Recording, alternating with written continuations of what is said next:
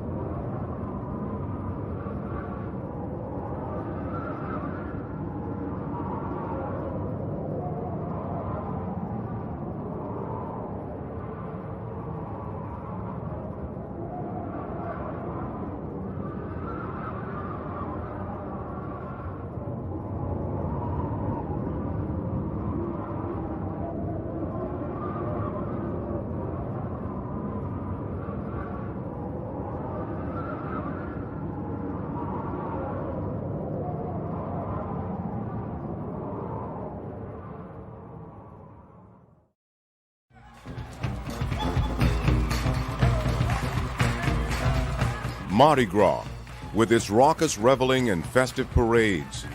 For 150 years, Mardi Gras has been the frolicking face of fun that masked a racial and social divide in New Orleans that most of the nation and the rest of the world hardly ever saw.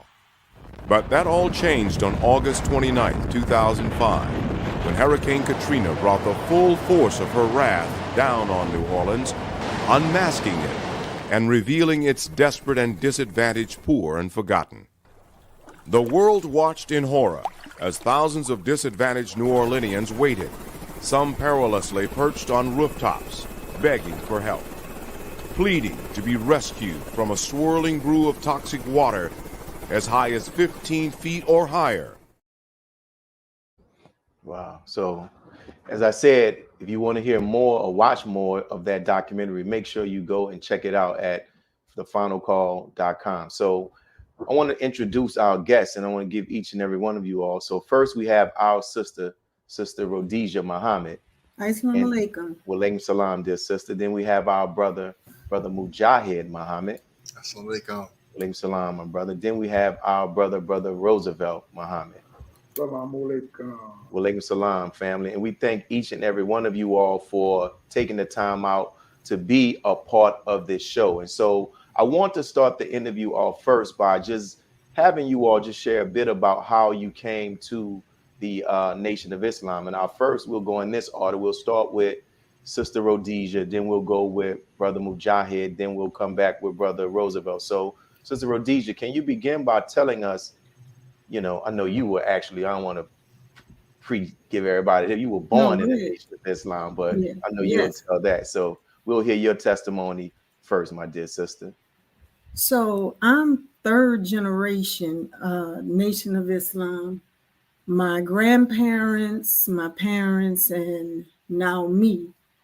How I came to accept for myself was in 1997. And just a little backstory, my dad joined the Nation of Islam when he was at Dillard University in New Orleans. And Dr. Khalid was speaking. He heard Dr. Khalid speak and was mesmerized and was like, I want to hear more about this. He ended up joining. And then he tried to, my grandmother was a devout Christian at the time. And he went home one day and told her, man, you got to hear this. I want you to come to the mosque with me. And she was against it, against just the idea of going somewhere outside of her Christianity. But she went. And when she went to the mosque and she heard the teachings, he said they got in the car. She was real quiet. And he was, a bit afraid to bring it up to see what she thought or whatever. He was a little scared because she was so quiet. And so he said he girded his loins and was like, so what did you think of the lecture? And she didn't say anything. And then she said, that is closest to the truth that I've ever heard. And he actually brought my grandmother into the nation. So I grew up under Islam when I was in college. I started feeling like I have no idea either. I have no recollection of why I started to feel like I needed more spirituality. We had my family still abided by the laws of Islam, but we weren't actively going to the mosque. So I, for some reason, started feeling like, okay, I need some more spirituality here. And the church wasn't an option because it wasn't what I knew. I wanted to go to a mosque. I didn't know of any mosques in New Orleans at the time. And just so happened, I was by a ex-boyfriend of mine's home, and his cousin came over, who we called Brother Peter. He came over, he had a suit and bow tie on, and I was like, this is divine intervention. Because I was looking for it, but I really, this was, of course, before, I think it was before cell phones and social media and all of that, where you could just type in and find out what's happening. So he came by with a suit and bow tie on, and I was like, like, where's the mosque? Asking him all kind of questions, and he told me, invited me out, and I came to the mosque. The only thing was, I had so much going on. I was like the president in my sorority. I had a boyfriend, all these things going on that I thought I would have to give up if I joined the Nation of Islam. I was limited in my understanding because when we were practicing it, I was too young to even understand. But the older I got, the more I was interested in hearing more about this Islam. So I went to the mosque, and it brought back memories of when I used to go to the mosque. It was a little different, but I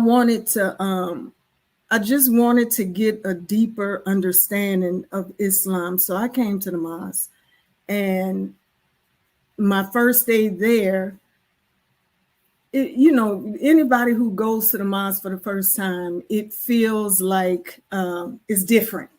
It's really different. And I just wanted, it didn't matter. I just wanted to see what was going on in this place. And so I would go, went the first day, loved it, fell in love.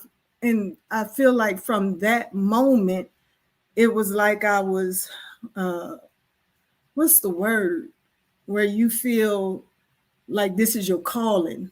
this is your calling. I was like, okay, convicted. I felt convicted from day one that I could not walk away from this.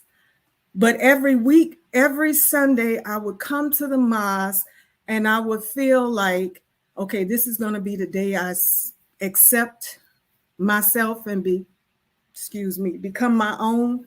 This is the day. But every Sunday, I was too afraid when they get to the end of the lecture and they're asking you if you believe that this is good and right for our people, raise your beautiful black hand. I could not do it. I couldn't do it. So for maybe 4 to 5 weeks, I was feeling that way. Then it came to a point where it was a Sunday morning and I had said to myself, this is the day I'm going to accept. And I was praying about it. I was like, God, show me a sign that this is the right thing to do. Show me a sign. So I'm looking around physically for some type of sign that I was doing the right thing. So I'm driving to the mosque and I'm waiting on a rock to hit my windshield or a bird to land on my car, something that says I'm going to do this today and it's right for me. So I get to the mosque and we're almost at the part, we're almost at the end, and I'm still like struggling and looking for that sign. So just so happened, Brother Roosevelt was teaching that day. And when he was closing out, he said, so black men and women, this is the day to join the Nation of Islam. He said, don't wait a week or 2 or 3 weeks, a month, a year. Today is the day. And I'm like, oh my God, that's my sign. I'm looking for a spooky sign. And here it is, right plain in my face. And when they said, are you ready to join on? Accept your own and be yourself. My hand went up.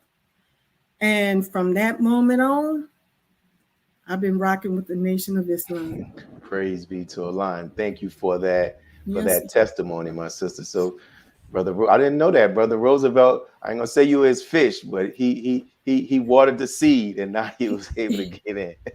He did. I've told this story before, but I don't know if he remembered that. But is Brother Peter the person that fished me in? It's both of them. Like the scripture said, God plants and they water the seed. But we thank you for sharing that powerful testimony. And now we're coming up to our next brother. You heard our sister Rhodesia share hers, and now we up to our brother Mujahid. So Brother Mujahid, how did you come to be introduced to the teachings of the Most Honorable Elijah Muhammad? So I'll say after I graduated in 1990, I went to SUNO only because it was just a socially, you graduate, you go to college. It was a thing to do. But after a semester, I realized that that's not what I wanted to do. So I dropped out. I had a little penny ante job and just, in the inner city streets, just doing what we do. But I wanted something better. I just longed for something better. So I considered the military, not that it was better, but it was like a Hail Mary option. Back then, you didn't have a podcast. You listened to a $1 million person and this program and that. If you lived in the hood, you just lived in the hood and you knew what you knew. So I didn't know how to start a business or anything like that, but I wanted a better quality of life. So I figured that the military would give me that opportunity. So I joined the Navy, and it was in the Navy that they had religious classes every Sunday that they would allow you to go to. And for some reason, a friend of mine and myself, we said, let's go check out the Muslim service. I had no inclination toward Islam prior to that. I couldn't tell you what the Quran was, who Prophet Muhammad was, or anything. But we just decided, we just intrigued. So I remember going, and I remember seeing the Arabic on one side and the English on one side, and the Imam was talking and sharing Islam, and we were just very, very intrigued. So when we got back, the DI he was a little frustrated because it inconvenienced him to bring us to the Muslim service as opposed to bringing everybody to the church or the Christian service and come back. So he said, look, y'all can't go to that service because y'all not Muslims. Y'all need to go to the Christians. So we said, we ain't Christians either. You know, we young, we rebelling, we 19, 20 years old. So now we were going on spite alone. We said, well, we can't go. We really gonna go. So we went every Sunday until boot camp was over. And when it was over, the imam, he took us to a mosque and he showed us how the Muslims prayed and shared some different things. But I found a library. And in that library, I stumbled across a book by Dr. Maurice Bucaille called The Bible, the Quran, and Science. And I read that book from the time the library opened to the time it closed. And in that book was just scientific arguments substantiating the truth and the strength of Islam and exposing some of the weaknesses of what I believe. As growing up in a Catholic school 5 years, a lot of things that I was taught and exposed to was being, you know, broken down plainly in front of my eyes, thinking that the Bible was one book, only to learn that it was an encyclopedia of books, and that many of the authors were not eyewitness and testimonial persons or followers of Christ directly. And there was just several atoms that were being broken. I was convinced. I was like, I knew that something special had happened, and this was the direction I was going to go in my life. So my first tour was in Japan, Yokosuka, Japan, on the USS Independence. So I decided that I was going to be this imam and fostering and bringing Islam. There was no Muslim services at the time. And so I was teaching Islam. But there was another brother. His name was, we called him Ahmed or Ahmad.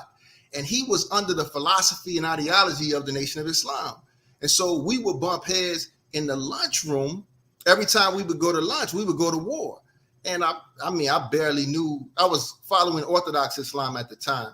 So I barely knew what I knew. And plus he had the teaching. So it got a little frustrating. I said, okay, this is what I'm going to do. I'm going to study the teachings of Imam Elijah Muhammad. So next time we come together, I'm going to be able to, make him look some kind of way. But lo and behold, that was a door of no return in a good kind of way. And at the same time, I'm traveling the world. So we're showing up in Australia, and I learned about the Aborigines and how they were displaced in a similar manner like the Indians. And then I show up in Hong Kong and learn about the Opium Wars and all these different places. Everywhere the white man has been, that country has been dismantled and turned upside down because of their presence and interaction with the European. So I'm studying and seeing this all at the same time. I'm traveling the Muslim world, and that's where I learned how to call the adhan and get acquainted with the Bible. And so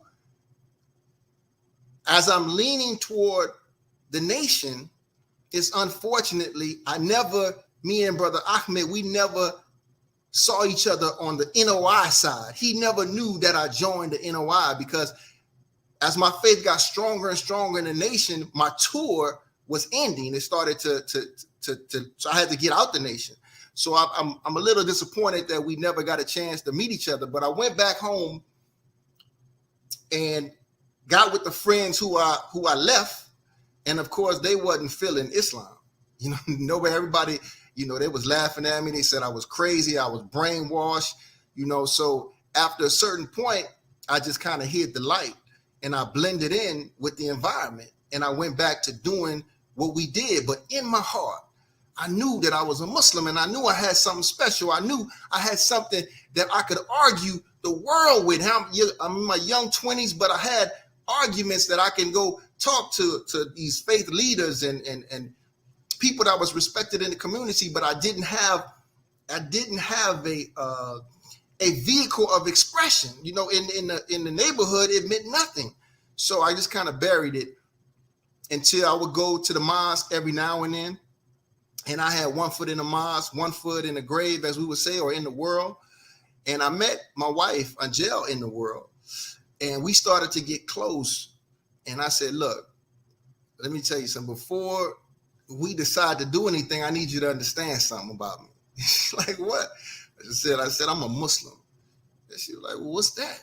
And so I began to share with her and teach everything I learned from Sunni Islam, I was following Sheikh Ahmed Didat and all the arguments he shared, and a little bit from the Honorable Elijah Muhammad, and talking about how Jesus wasn't crucified and the facts to substantiate it, and the arguments of the Bible, and how the chronological order of the creation was not scientifically and mathematically correct. And she was just listening. Little did I know that she had Islamic influence from an uncle that she was raised around, and then her dad raised her to be what many would call pro-black. So I was talking into fertile soil. So she was like, that makes sense to me. So took her to the mosque. Lo and behold, she stands up. Now I just took her to show her where the Muslims at. We wasn't supposed to, but she stood up. And so the next week I stood up, and then we from there we just built a life, raised our children and our family to follow the Honorable Minister Louis Farrakhan, and the rest is history. Wow, and you've never come back across that brother? No, never. I know he don't know that he was the spark and that brought me to the other side. Well, I pray a lot that he sees this with this modern technology, man, that he finds out to hear that testimony. And thank you for sharing that. And our next brother whose testimony we're going to hear, we're bringing up, is our brother Roosevelt Muhammad. So, Brother Ro, and show how did you come to the teachings of the Most Honorable Elijah Muhammad? Man, I came to the teachings of the Most Honorable Elijah Muhammad. One day, I was on my way to one of my stash houses that I had in Skyview, where we used to keep our drugs. And Brother Jermaine Muhammad, he got in front of my van and stopped me. In my van, I had 4 15-inch woofers on 2 punch 650s. So every time I would pass, the music would shake all of the walls in the mosque. So Brother Jermaine got in front of my van and he stopped me with his hand. He put his hand out and stopped me. And I rolled the window down, my pistol cocked, and I said, man, what's your problem? He said, brother, could you please turn your music down when you come down this street, because it's about to knock the pictures off the wall in the mosque. I said, all right, man, I'm going to do that. And then he said, well, brother, would you like to come out and listen to some of the lecture? And I looked at him, I said, man, I can't come in there. Y'all niggas killed Malcolm. And he looked back at me, he said, brother, I ain't had nothing to do with that. I'm only 19 years old, brother. I wasn't even born. And that made so much sense to me. I said, all right, bro, I'm going to come and listen. And so I rode around a corner, and I was in front of my stash house with a few of my partners, smoking no car. And a young brother named Brother Robert, he was a teenager, was coming out of his door in a suit and bow tie on his way to the mosque. So I looked at him, and then I looked back at my partners, and I hit the guard, and I passed it to them. They said, where you going? I said, I'm going with him. They said, man, don't go around there. They're going to brainwash you. I said, man, I told them people I'm coming, I'm going around now. So I ran and caught up with little Brother Robert. And he said, where you going? I said, I'm coming with you. He said, man, you can't come in the mosque smelling like a pound of weed. I said, man, the people around the corner told me I could come. He said, all right, they just see if they're going to let you in. And lo and behold, they let me in. I went into the mosque, and Minister Harold done a lecture that night called Use a Hoe in the White Man's Hill Pencil. And man, that was the night of my life. I left out of the mosque. Basically, that night I was converted. I went back around the corner. The first thing came out of my mouth to my friends, man, we ain't nothing but a bunch of hoes and a white man pimping us. And they said, I told you they was going to brainwash you. I told you. And from that day forward, I was addicted to the mosque. I would make it to the mosque before the believers would be there. And I only had a problem because at that time, I had a contract out on my life. So when I would come to the mosque, I would have my gun, but I couldn't bring it in, so I was kind of paranoid. But I would leave it in the van. And every time I would come to the mosque, it would be so empowering. We was doing some studying on self-improvement. It's the basis for community development. The self-improvement study guides. So it opened me up to starting to improve myself. And so I just was addicted from that point. A few months later came Savior's Day. It was Savior's Day in October. And so the brothers wanted to go to Savior's Day, but they didn't have no money. So I said, brothers, we're going to Savior's Day. They said, how we going? I said, we're going to drive my van. And he said, well, we ain't got no money. I said, well, I'm going to pay everybody wait. They said, what?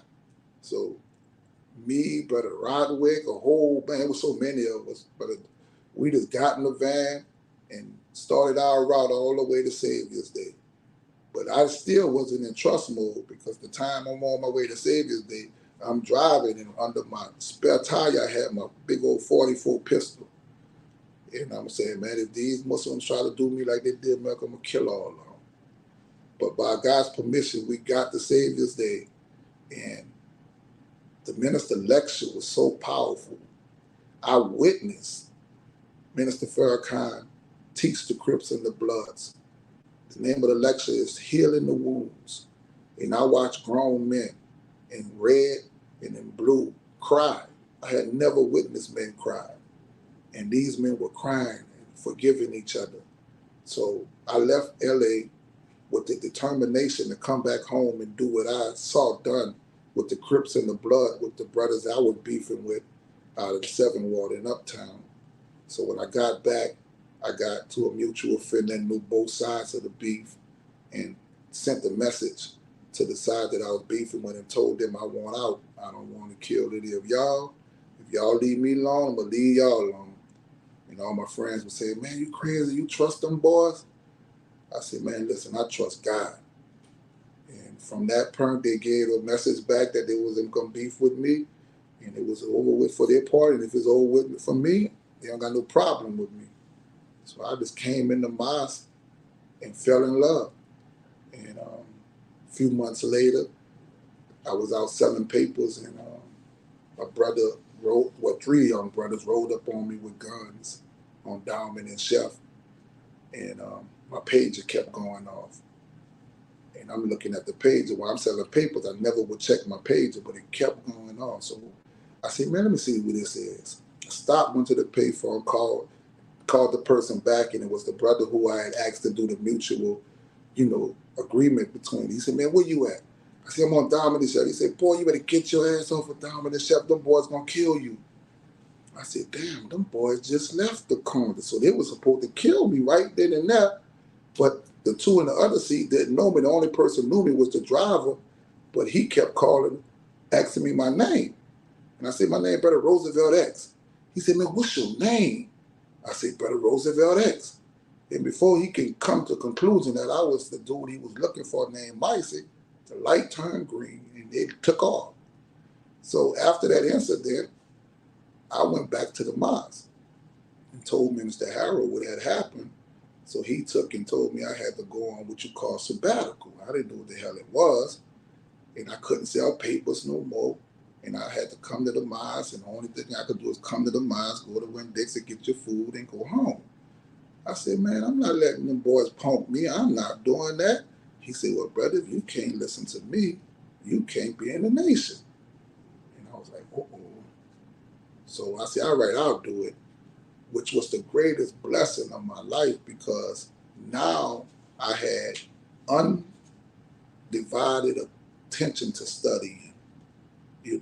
At that time, January the 10th, 1993, I got hooked on phonics. In October the 10th, 1993 is when I made the decision, after witnessing Minister Farrakhan, is to make the decision to come into the nation for good. And so I had the chance to just study. So everything that I have, which is what's called basic knowledge, began in the Nation of Islam. Praise be to the nation since then. Praise be to Allah. Thank you for that. Thank each and every one of you all for those actual testimonies, man. And we really appreciate what you all shared. And I know for sure that it's going to inspire those who are going to see. And listen, we haven't even gotten to Hurricane Katrina yet, and we've heard 3 dynamic testimonies. And so in this next question, I want to talk to you all. We're going to start transitioning to, Katrina. And we're going to go in this order. We'll go back with starting with Sister Rhodesia, then we'll go to Brother Mujahid, then we'll come back to Brother Roosevelt. So I want you all to talk about just that whole decision to evacuate, you know, leading up to Hurricane Katrina, making that decision to evacuate. And even if you can also add into that, what are your thoughts when you were away, seeing the state that the city had fell in as a result of that particular storm? So we'll start with you, Sister Rhodesia. I don't even know where to begin. When I was asked to do this, my thought, I felt like there was a block.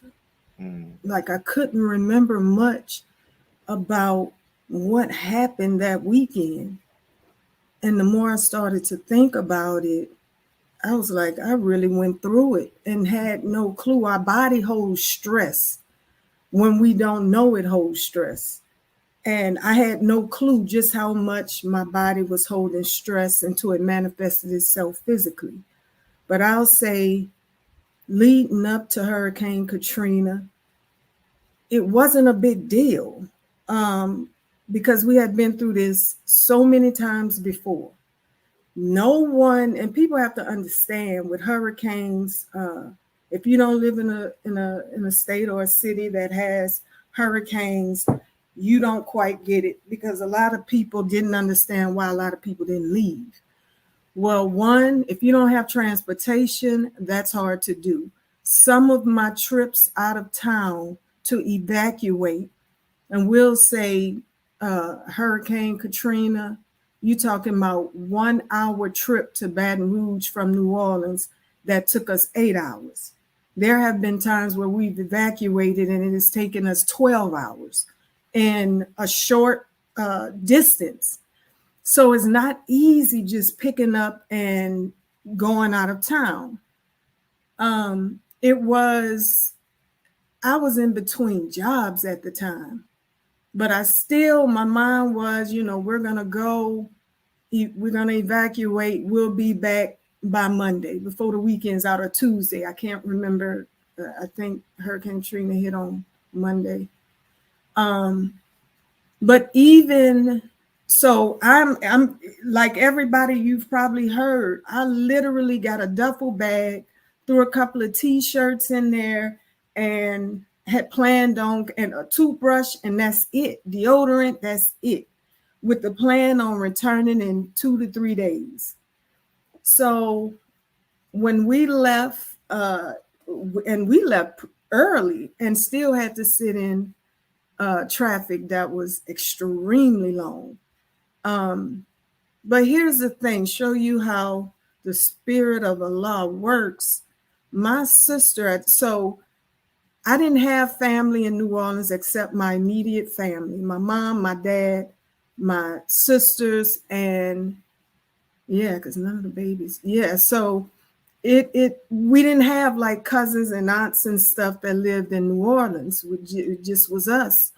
And so when we decided, so my sister, who's a doctor of psychology, she applied for a job at Xavier University at the time.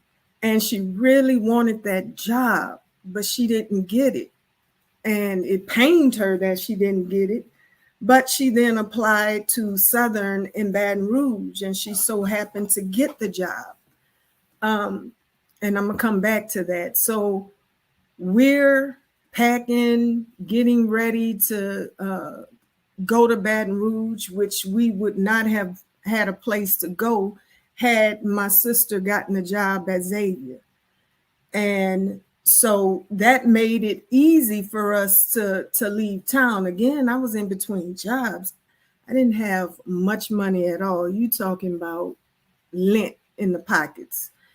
And so when we left for that weekend, we got to my sister's place in Baton Rouge. It was 6 of us in a 2-bedroom, which ain't near to what some people had to live with. But it was, it was crowded, but okay, we're going back in 3 days. It'll be fine. When we saw on the news, initially we were like, okay, we'll be back home in a few days, because nothing had transpired but a category 3, I believe, category 3 hurricane. So, life just went on. And then the very next day, we're talking about flooding to the rooftops of houses. It was unbelievable. The images going across the screen, it was really unbelievable. People's houses were covered with water. A lot of people drowned.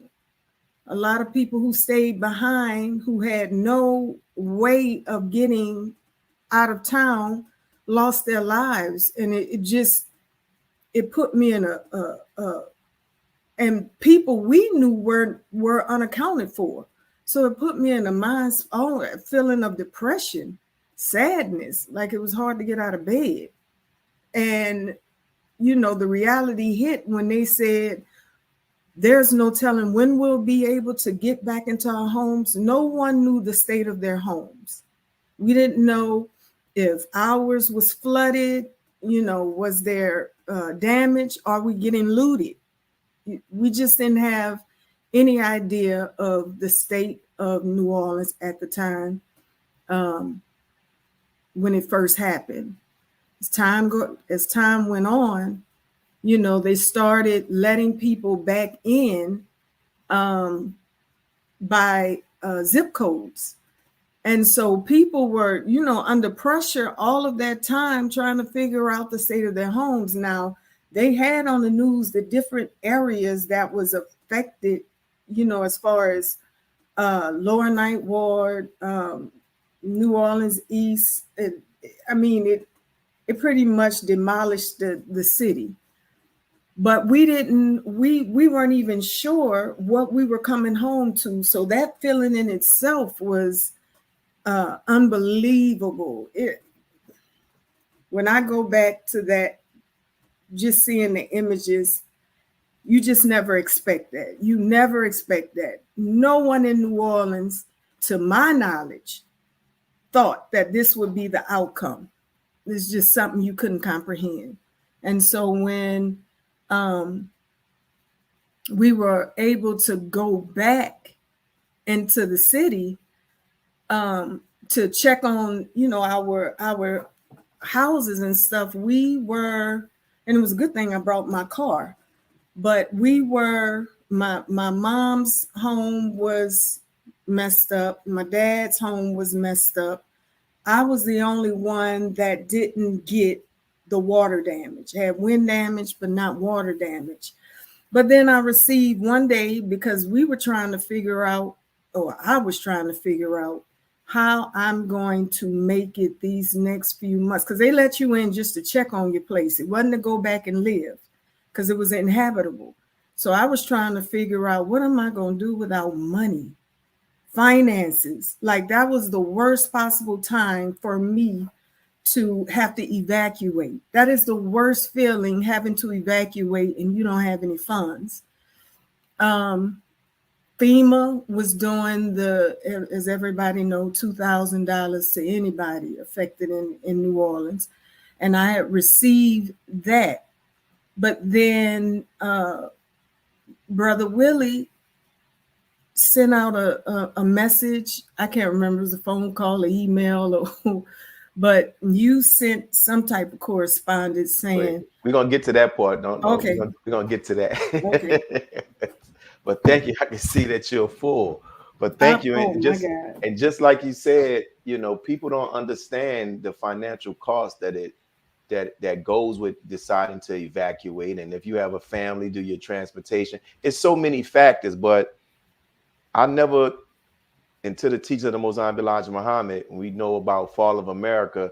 Now you see in California. Oh my God. All of my life, they were threatened with a hurricane and then had an earthquake and then there were mudslides. So we thank you for what you shared. And now what we're going to do to hear more of another experience, we're going to bring in our brother Mujahid. So you heard what Sister Rhodesia talked about. Can you talk about, if you can mix this all together, you know, that decision to leave, and even the challenges to leave, and even what you lost, right? And even it's like a three-part question, and just your thoughts about what you saw going on in the city of the destruction.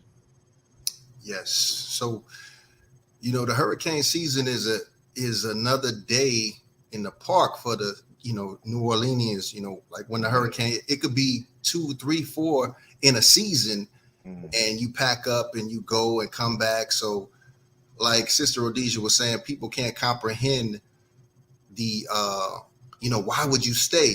You know, after you go back and forth several times, you know, sometimes you get frustrated. But I just had a personal philosophy of leaving only because my wife has so much faith in me. If I make a decision, if I say we're going to stay, then she's going to say we're going to stay. And I just hate to be in a position where something happened and I can't defend my family off of a decision I made them decide to make. So in that spirit, we always had the inclination to just leave. And by Allah's grace, we have believers in Monroe, Brother Douglas, known as Brother Amir now, and Sister Lachelle. We told them we were on our way. And so we beat the contraflow. We beat a lot of the drama. We left before the mandatory evacuation. And when everything went down, by Allah's grace and permission, we were in the comfort of his home. But seeing everything, it was just, we didn't know how to digest it. When they said that the city was underwater, we didn't understand what that meant. We didn't know if it was over. Can it rebuild? Where do, you know, our whole life is in New Orleans. It was really an uncomprehendable event. I had a real estate portfolio at the time. So all that portfolio was leveraged by debt. So the tenants paid it. So no tenants, no debt. So that was immediately bankrupt. I remember being on the phone with one of the lenders, and they were chiding me on, you know, you need to get your act together, go clean up their property and rent it out. I said, sir, I don't think you understand. The house is not there. The house is not there. I can't I can't renovate it. And then to tell you one further, the block is not there. There's no houses on the block. There is no utility. There's no electricity. So he said, wait, hold on. So he's sitting me up the chain of command several times. I'm saying the same thing to the people. I finally got to the owner, and no one could comprehend the extent of the devastation. I remember asking my mom and my sister, may Allah be pleased with her, she's deceased now, for some resources. They sent me a couple of $100. And I don't want to laugh at that, but they didn't understand the magnitude. That couple of $100 was 1 or 2 nights hotel. That meant nothing. It was a really compromising position. So that whole experience, man, I don't even know how to. I think it went over everyone's head. You know, when Katrina is reduced to one word, Katrina, but inside Katrina is 20 feet of water, but not regular water, toxic water. When you say Katrina, you're talking about people that were left on the roofs. And I had a cousin that was left on the roof, and a neighbor that he knew that was left inside a house. Many of the houses in the Ninth Ward have burglar bars on them. So you can't just get out. And as the water was rising, he was lucky to make it to the roof, but he could hear the neighbor saying, Brian, come help me. But he couldn't do nothing. So he literally had to listen to her voice till it faded, till she drowned. So these are some of the experience, along with the rape and the murder and all the things that were going on. You know, the minister very wisely named it Unmasking New Orleans, because, you know, New Orleans is a city of joy, of laughter, of music and frolic.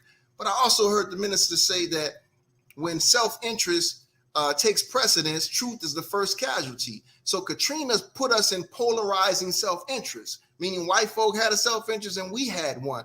And so it showed the true intent. It showed, they described our sincere intent for food, for shelter, to protect our women and children, as looting, as burglary. You know, it was just a whole, there was buses where they had dogs on air-conditioned buses leaving New Orleans, dogs and animals, where we were still on the roofs and the rooftop. So, I personally speak lightly about the loss because I was on the best of the side of it. Honestly, it was a financial loss. It was emotional. It was devastated. But when you speak of Katrina, you got to speak with the utmost respect because people really lost. They lost their lives. They lost their persons, their family. It was an extremely devastating event that was above. It's above comprehension, much deeper than what we try to put on it as just Katrina. From the labeling of the refugees, that's what they called us, the refugees as we travel. It was just a bunch of chaos. But yeah, I'm gonna stop it right there. No, I remember, man, that's what made us pull up this picture because I remember you sharing your testimony. You were saying, you were just talking about, you were talking when you had the opportunity to go back into the night ward. And you said, man, the only thing that was left on one of your properties just was the steps. And this picture that's on here, this is not Brother Mujahid's picture, but this is just to show you the numerous homes that were just taken up, and it was just the steps that were actually left there. So we thank you for sharing what you shared, man, in a very passionate and articulate way. And we felt that. And now what we're going to do, brothers and sisters, we're going to go to our next brother, and to hear and remind you, these are only a few of the stories, but we're going to hear our brother Roosevelt Muhammad talk about, Roosevelt, your decision to leave, just what your thoughts about seeing the city in the condition that it was in, and what you lost, some of your losses. Excuse me. My first decision was to stay, and my goal was to stay and help. But then at the last moment, someone called me and said, if you want to stay here and help, you want to save somebody, save me and my children. So I decided to go and do that. I picked her and the babies up, got them in the car, and we started at the last moment on our way to Atlanta. The hell was coming down, and I had never witnessed hell in the magnitude that it was coming down. We were stuck in traffic. I thought I was going to run out of gas, but I was blessed to make it to a gas station. I didn't have nowhere to go in Atlanta. So I called my ex-wife who was in Atlanta, and I said, do they have any places they're letting people from New Orleans come? And her husband got on the phone. He said, man, stop tripping. He said, you come here. And so I said, brother. He said, yes, come here. So we went to Atlanta to my ex-wife's house, and we thinking we're going to just turn right back around and go home. Lo and behold, there was no turnaround. I had just opened up a new business with a few other brothers, me, Brother Calvin, Brother Short, and Brother Mike had just opened up a furniture store, and my printing company was connected to the furniture store. And we had just opened. Everything went under. I'm talking about everything. So when I got to Atlanta, I was just like, man, I need to get back so I could get back in my shop so I could get to work. And the news came on, and when I saw the news, I was like, Lord have mercy. Everything was underwater. I'm sitting here, I'm stressed out, just took the last that I had to put in to get the building, and I'm like, man, they gave us $2,000, and that was it. So I went to going into all these FEMA locations trying to get more help. So I went to one location, the lady says, you can't get any help. I said, why? She said, you're not in the database. I said, what you mean I'm not in the database? She said, every time I put your name and your social in, nothing's coming up. And so she kept going back and then coming back. And then she finally come back and asked me, have you ever worked? I said, no. She said, that's why you ain't coming up. I had never had a job in my life to make any contribution to the Social Security, any contribution to taxes. So I was never in their system. So they couldn't find me in their system to be able to gauge me getting a certain amount of assistance from the government. So they said because I had never worked and they didn't have proof that I can show who I was, that they couldn't help me. And lo and behold, that was the end of that. I was sitting in the house stressed out, and that's when I received a phone call that you had contacted me. We're gonna get into that. We're gonna get into that part. So while we're talking about that, and what we'll do, how we'll do this one, we'll go Brother Mujahid, we'll do back to you, Brother Roosevelt, and then we'll close out with Sister Rhodesia. So while we're talking about that, and several of them were about to talk about it to our family, man, we had the pictures to well, you know something, we do have some of the actual pictures to show what they are talking about. So for the viewers who are watching this, in January 2006, the Honorable Minister Louis Farrakhan came here to the city of New Orleans to witness the aftermath of Hurricane Katrina and to use his voice to fight for the right to return for the citizens here in the city of New Orleans. There's a documentary, not a documentary, there's a lecture that the Final Call has that has footage of the minister touring the Ninth Ward. And when he toured the Ninth Ward, the minister, as soon as we hit that area, the minister broke out in tears because it's just the devastation. It was just something he said you had to see. You can see it, one thing on television, but you had to see it. So in this believers meeting, which was a very powerful believers meeting, you know, the question was asked about assistance for the believers. And thereafter, the minister asked that those who were in need of assistance to go ahead and submit their requests. And these are just three of those who actually submitted their requests for aid or for assistance. So what I think I said, we're going to start with Brother Mujahid, then we're going to go to Brother Roosevelt, and then we're going to go to our sister Rhodesia, who's going to talk about just the assistance that they actually received. And we'll start with you, Brother Mujahid. So yeah, that whole process was mixed feelings and controversies, because as FOI, you know, we live to contribute to our minister, to our nation, and we interpret that as serving God.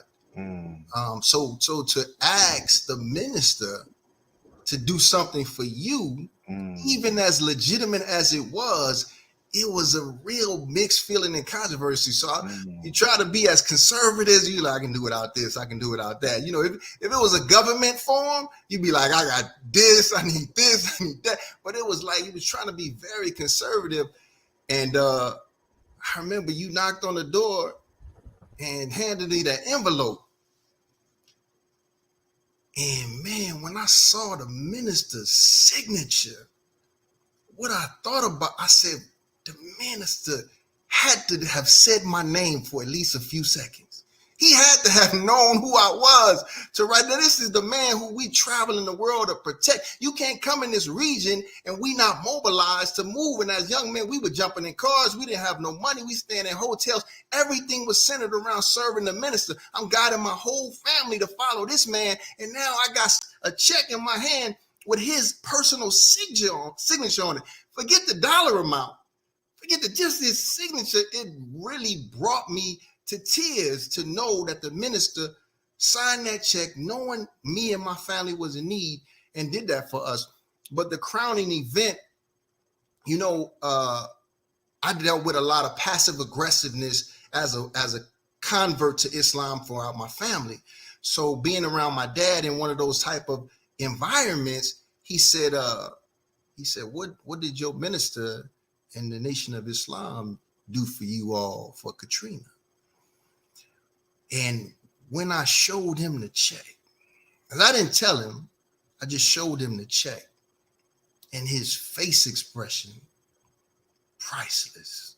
May Allah be pleased with us. He's not with us today, but from that day forward, he never converted to Islam, but he never challenged my commitment to Islam. He never challenged the minister and who he was, and his respect for the nation transformed in that one seating, in that one setting, that engagement. So it was a very powerful, it wasn't even about a dollar amount for me. It was just the fact I just was blown away that the minister saw us, my family, me as significant. So that was the impact that the minister's charity had on me and my family. Beautiful, man, beautiful. And thank you for sharing that actual testimony, because the reality of it is you brought out two points, and I know Sister Rhodesia may talk about this as well. There was a struggle for some believers to even ask for assistance, for a variety of reasons. And then also, like you talked about, other people were watching to see, like, well, what the nation gonna do for you all, right? And as it relates to that. So, but thank you for sharing that testimony. And now we're going to bring up our brother Roosevelt. And as Brother Roosevelt talked about, he had a printing business, right? And he had a business that he was partnering up with other brothers with a furniture business. So Brother Roosevelt, can you talk about, just the assistance that you received from the Honorable Minister Louis Farrakhan? Brother, I got word that the minister was looking to help us. And I put a number that I was in Atlanta, so I was searching after finding out that help would come to find a way to buy some new equipment. So I found equipment and it was about, I think, 8-9 grand. And so I said I can use 10,000 and I'll be able to get back on my feet. And everybody around me, my ex and everybody was saying, "You think the minister gonna send it?" And 2 days later, the next day express mail came to the door, and it was a check for $10,000 from Minister Farrakhan. I opened the check up, I looked at it, I said, man, I couldn't believe it. Immediately, once I went cash the check, I went and located some equipment. Didn't have nowhere to put it at the beginning. I bought me a new duplicator and had to figure out a way to take and find somewhere to put the equipment. So I was debating if I was going to rent a place or find somewhere to do it. So we decided to take the garage that we were staying by my ex with and put it in there. But as I was going through the discussion with them, they were saying, "Why you don't go buy you a bed?" Because we were sleeping on the floor. I said, "He didn't send me the money to buy me a bed.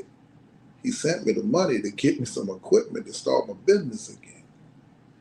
And I went and did exactly what he sent me the money to do. That was the greatest comeback in my life. That man is the only man to ever aid me, to ever assist me financially. So I'm grateful. And I would like to say that if the minister ever view this, thank you from the depths of my heart, Brother Minister. I have never been able to tell you thank you, but I am telling you right now, thank you, thank you, thank you, thank you. Everything that I have in my life at this moment is predicated on what Minister Farrakhan did for me, because everything that I have financially is based upon that one generosity of service he did to me by giving me the opportunity to rebuild my business. And I've been blessed beyond measure. What he gave me, I have doubled it at least 100 times. I can't say nothing but thank the minister. And he was able to affect a lot of people because many people didn't know that he had the heart to do what he did. They would say, "Man, you ain't gonna get no help." And the help came.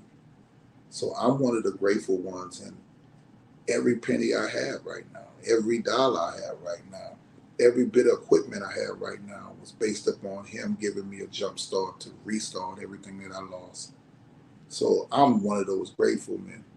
and I'm in debt to this man for the rest of my life. Praise be to Allah. Thank you, my brother, for sharing that testimony, man. And we put some of those things up, and these shirts that you're seeing coming across the screen, these are shirts that our brother has produced post Hurricane Katrina, and has used these shirts to allow young men in the city to be able to find a positive means of putting money in their pocket as well. He and his wife have a printing press and a lot more going on in the city. And inshallah, brother, to those of you all who are watching, not those who are watching this too, but those of you all who are participating in this, you know, it's going to be my goal that the Honorable Minister Louis Farrakhan gets an opportunity to see this actual broadcast. So now we're going to go to our sister. You've heard Brother Roosevelt, you've heard Brother Mujahid, and our sister talked about the difficulty of having to what's the word I'm looking for? Having to evacuate, you know, in the transition of between places of employment. So, Sister Rhodesia, can you talk about your experience in the minister? I wish you had let me go first this time. I saw you wiping your eyes. It's just Brother Roosevelt. It just.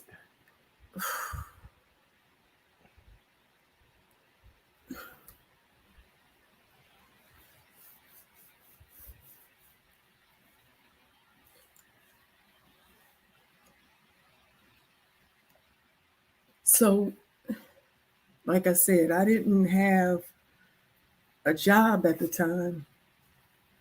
And we're not talking about, because, you know, I evacuated with my family, but the jobs had halted. This is not where, you know, we all had all this money and we pooled our resources, but no one was working. And there was no paycheck in sight other than what FEMA provided. And everybody know that was $2,000. That's all I got. I don't know about any other funds coming, but that's all I received. And in that, you know, we were buying air mattresses, clothes, food, toiletries, just the necessities that we needed. That money goes fast when you think about all that you lost and all that you need. That takes a while to build back up. And, you know, we were part of I think the blessing was that we had the spirit, me, my father, my sister, we had friends from out of town who were staying with us too.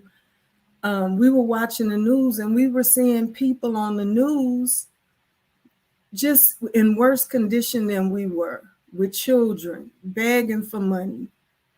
And we would take our FEMA money and go wherever the news said they were, and we were giving money to them, even without having backup. And I would like to think that because of that, there became an opportunity for me to receive more funds. I received a call from Brother Willie, who asked, do you need any type of assistance? The Honorable Minister Louis Farrakhan is, whew,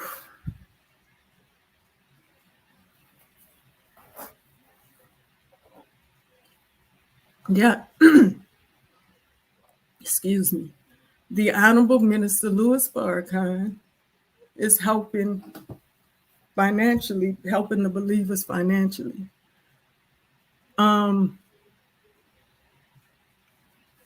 Man, so many thoughts are going through my head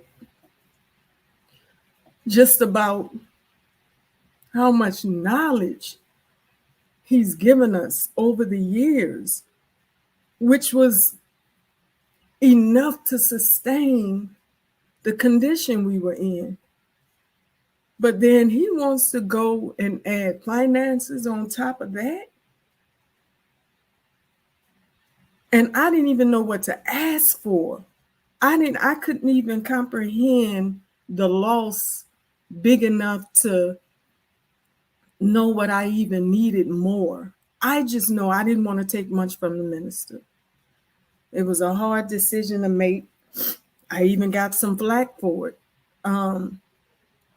But one thing, and I shared this with Brother Willie, is that, you know, there was a sister one time, I picked her up. We were going somewhere together. She wanted to give me gas money. And I told her, no, keep your money. It's fine. We're going to the same place. No, I'm not having it. She kept trying to give me the money, and I just kept refusing it.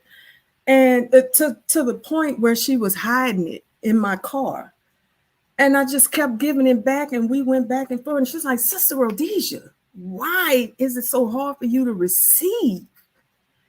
And I'm like, you know, in my head, I don't need this from you. That's fair. But the thing is, how are people who are giving receiving their blessings if they're being rejected every time they try to do something nice? And I thought about that when I started thinking about the decision I had to make to ask Ms. Farrakhan for money. And I thought about it, and I'm like, the man, Allah is all he needs. He don't need money from us. He has a wealth of knowledge that'll last you for eternity.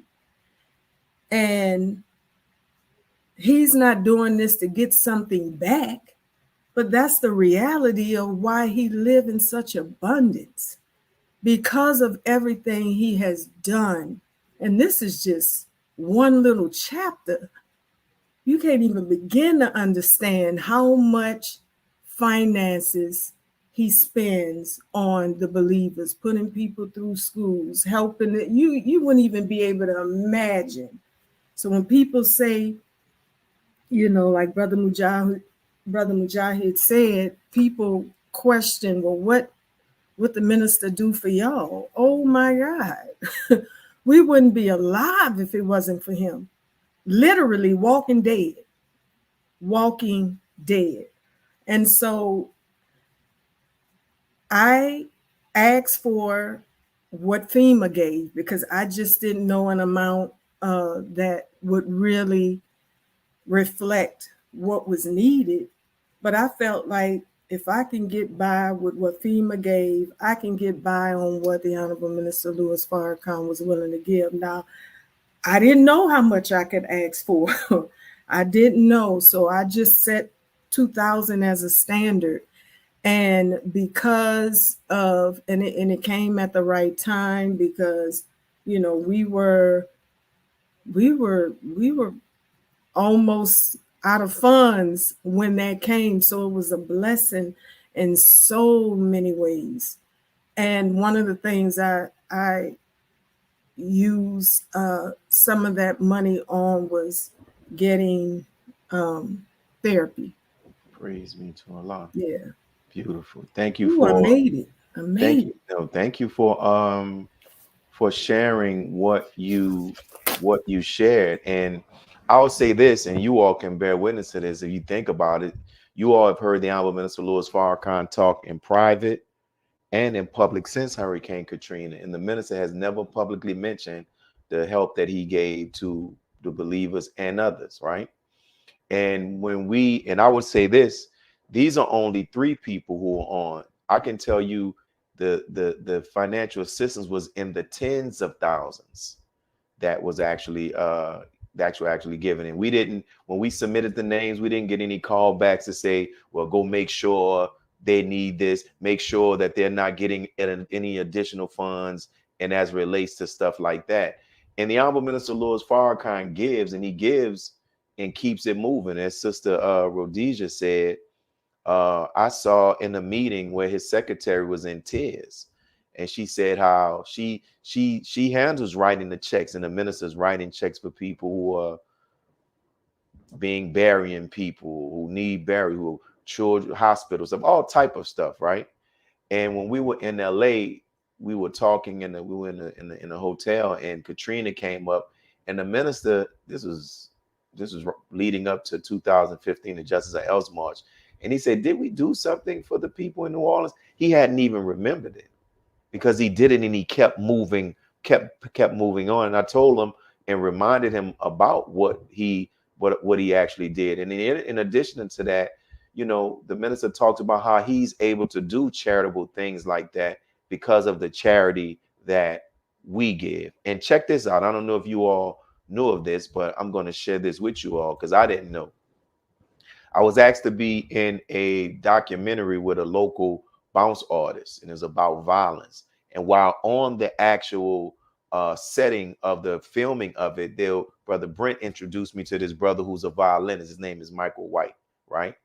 And he told me that he met the Honorable Minister Louis Farrakhan prior to Hurricane Katrina on a Tom Joyner cruise. And because he plays the electric violin, the minister invited him back to his cabin on the boat, and they began to start talking about a violin and music.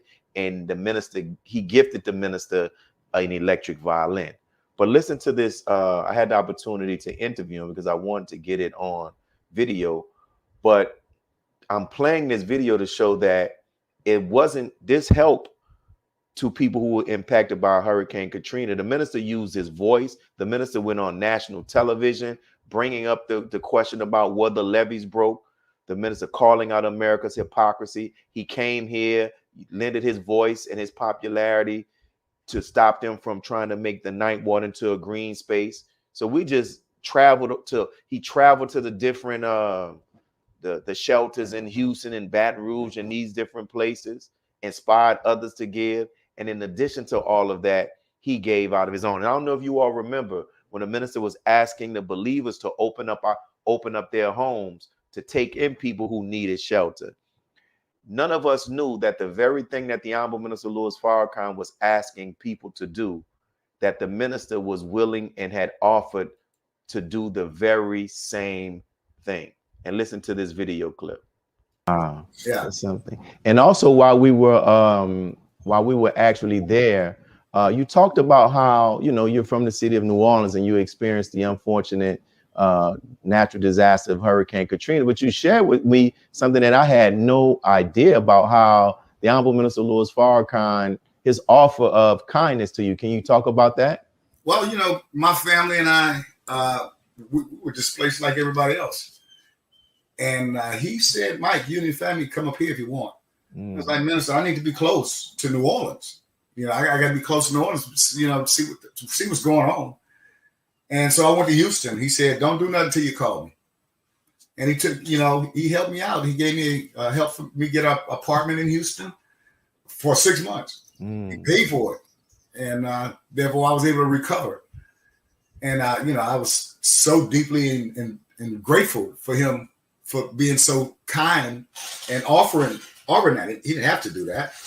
Wow. So he's just a wonderful man, to be honest with you. And I'm not talking about his religious side. I'm talking about as a person, period. Yeah. And so you see that. And when he told me that, I had no idea. And that's only one person. So what we're going to do now, we're getting close to the end. But I want to make this point in addition to that, to take this time out to thank those mosques in various cities. Muhammad Mosque number 45 in Houston, for what it did to help those believers who were impacted by Hurricane Katrina. Muhammad Mosque number 15 in Atlanta, for what it did. Muhammad Mosque number 68 in Baton Rouge, for what it did. And even I was reading through this article that even for Sean, the garments, one of our the businesses that make garments for the sisters in the Nation of Islam they gave garments to sisters who were impacted by Hurricane Katrina at no cost at all. So we want to thank them for their help as well. And all of the believers, there's different things that different people did and other cities did do that. So as we get ready to close out, are there any of you who want to talk about? We talked about what the Honorable Minister Louis Farrakhan did, but there were also some believers, like formerly Brother Eric Muhammad opened up his home for my family. Brother Andrew and Sister Dusty opened up their home for my family. Are there any of you who want to talk about any assistance that the believers actually gave? And I know for sure we'll go with Brother Mujahid, and then if there are any others, we'll do that. We'll come to you, and then what we'll do, we'll close out with you all just giving an update about what's going on with you all today. So, Brother Mujahid, you want to talk about any of the help that you were given by believers? Absolutely. I'll be remiss if I didn't mention what Brother Amir and Sister Lachelle did for us. We had our own room. They fed us and were very brotherly and sisterly to us, and we could have stayed as long as we wanted to. But then also we went to Houston and we met Brother Patrick Muhammad and his wife, Sister Chandra, and they allowed us to stay. We stayed there a good, I don't know, like 3 or 6 months. And the hospitality was off the chain. I mean, when Brother Pat let you in the house, he let you in the house. So we walking around, we doing everything like we own the house. But he took care of us and never looked back. He never reminded us what he did for us. And it was the most vulnerable time. As a matter of fact, I think it was like 4 family. I know it was me, my family, Brother Captain Brian and his family. And so we had 3 MGT cooking meals. We had, oh man, it was a blessing. But I pray Allah just bless them 3-4 times over for the sacrifice they made and what they did with us in our most vulnerable times, Brother Patrick and Sister Chandra.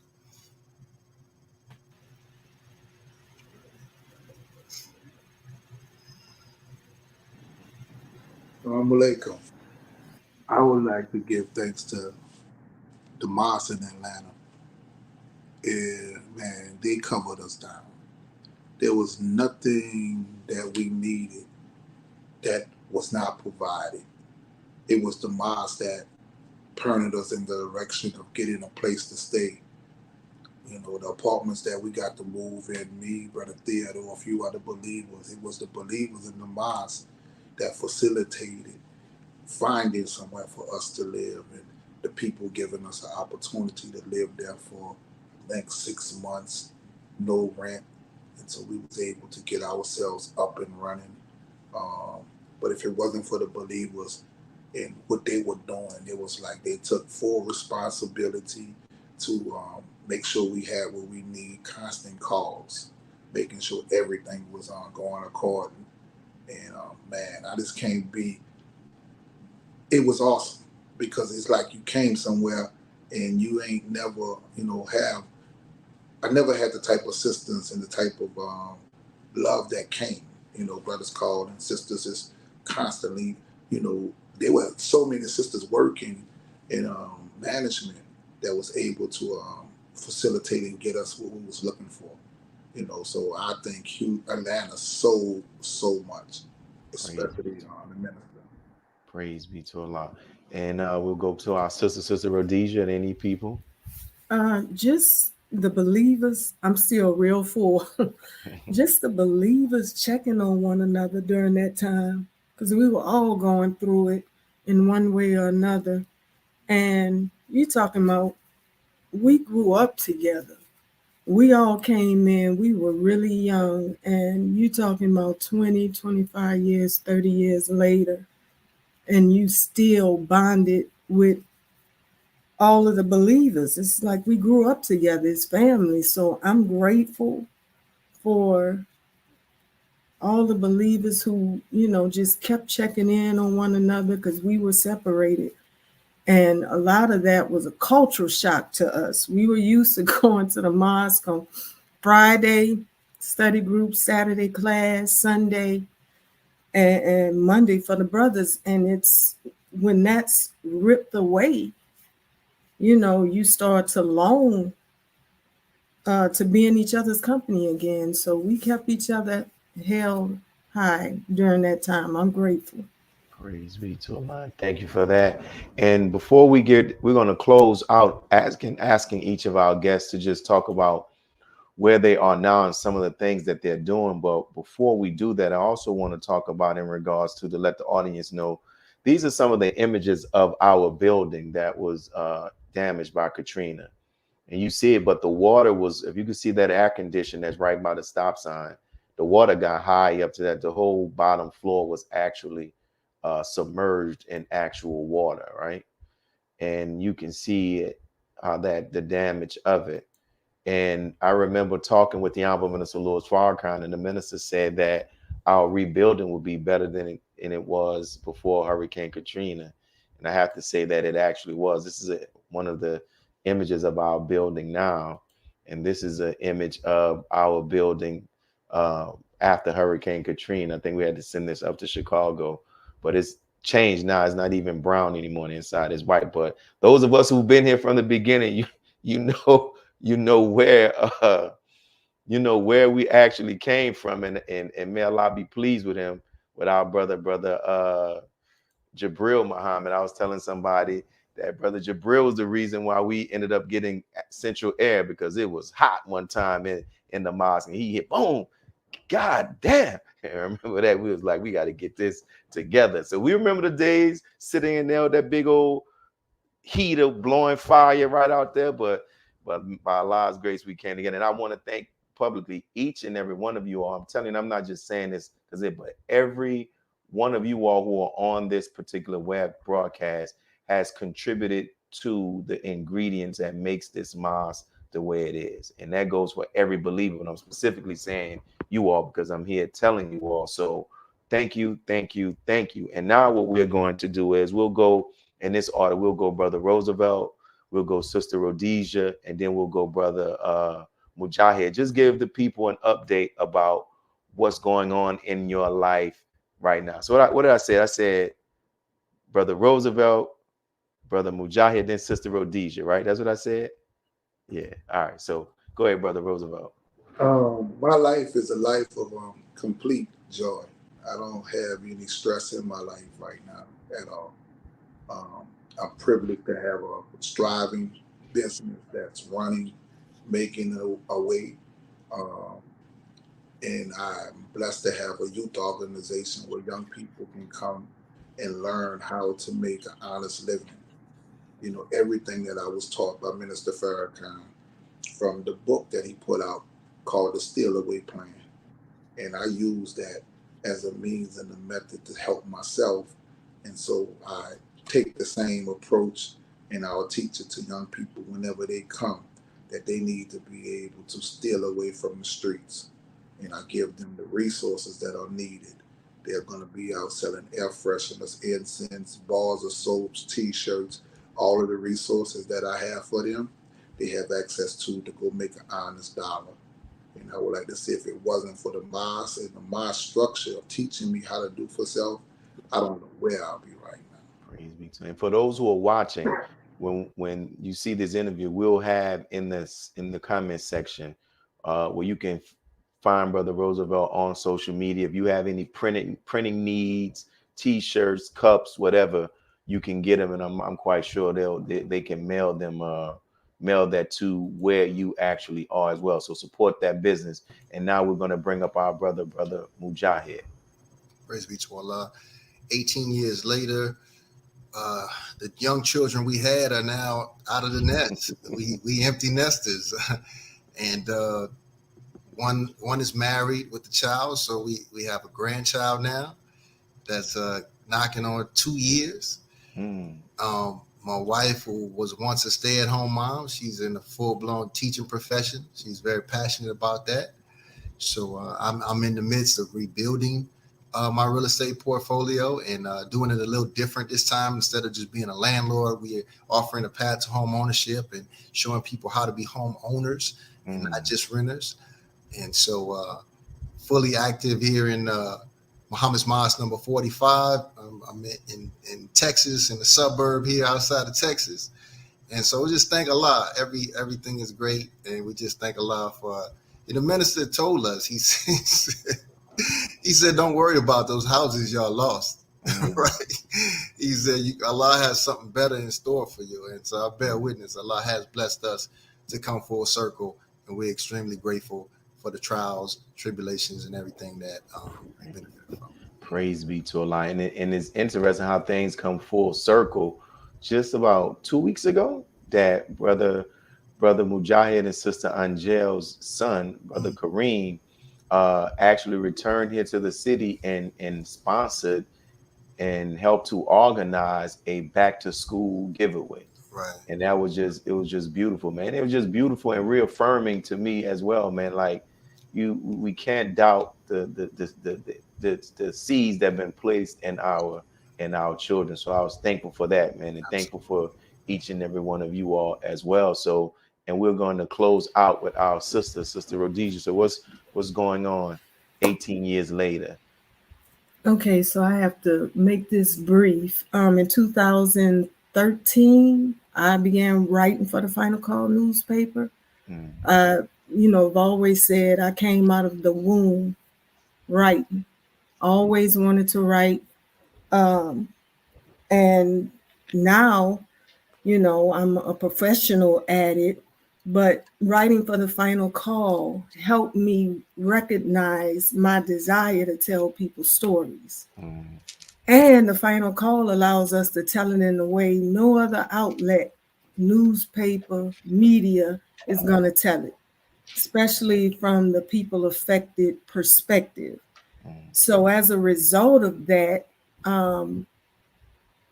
my desire to want to bring my work from paper to film, I was able to accomplish that. My film hit Tubi and Amazon Freevee January of this year. The movie's called Cairo's Egypt. Yay. Good job, Brother Willie. Cairo's Egypt is a love story. You can go to either one of Tubi or Amazon Freevee and watch the trailer, see if it's something you might want to watch. But I love Black love. So if you want some real Black drama and love and commitment and decision making, it has everything in it. Check me out. Check it out on Tubi and Amazon Freevee. It's for free. Don't have to pay anything to watch. That's where we at. And I would say this: I had the opportunity to watch the actual movie, and one of the things I was impressed. I know our sister didn't have a $1 million budget, Nope. a multi-million-dollar budget, but one of the things that I was very impressed with, and I'm not just saying this that because she's on here, was the quality of the actual film itself was amazing. And the actual acting.